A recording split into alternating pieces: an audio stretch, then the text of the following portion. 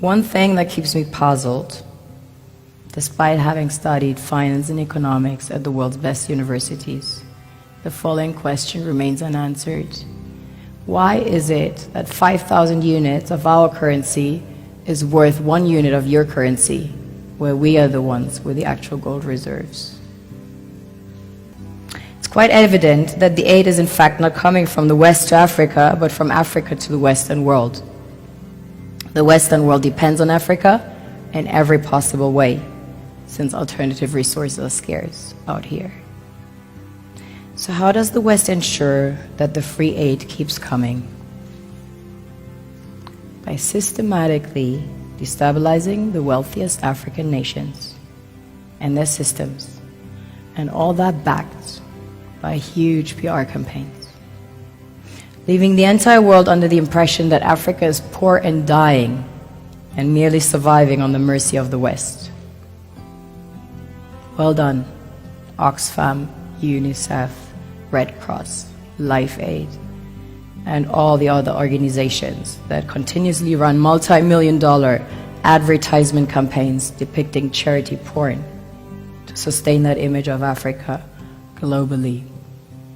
Ad campaigns paid for by innocent people under the impression to help with their donations. While one hand gives under the flashing lights of cameras, the other takes in the shadows. We all know the dollar is worthless, while the euro is merely charged with German intellect and technology, and maybe some Italian pasta. How can one expect donations from nations that have so little? It's super sweet of you to come with your colored paper in exchange for our gold and diamonds.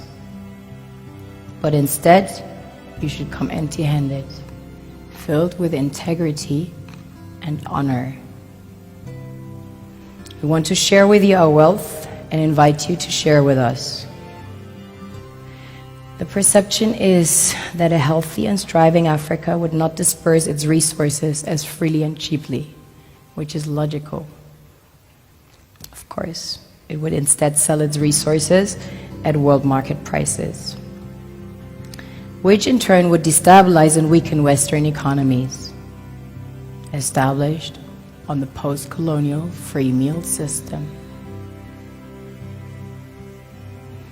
Last year, the IMF reports that 6 out of 10 of the world's fastest growing economies are in Africa, measured by their GDP growth. The French Treasury, for example, is receiving about $500 billion year in, year out, foreign exchange reserves from African countries based on colonial debt they forced them to pay. Former French President Jacques Chirac stated in an interview recently that we have to be honest and acknowledge that a big part of the money in our banks comes precisely from the exploitation of the African continent. In 2008, he stated that without Africa, France will slide down in the rank of a third world power. This is what happens in the human world, the world we have created. Have you ever wondered how things work in nature? One would assume that in evolution the fittest survives. However, in nature, any species that is overhunting, overexploiting the resources they depend on as nourishment, natural selection would sooner or later take the predator out, because it offsets the balance.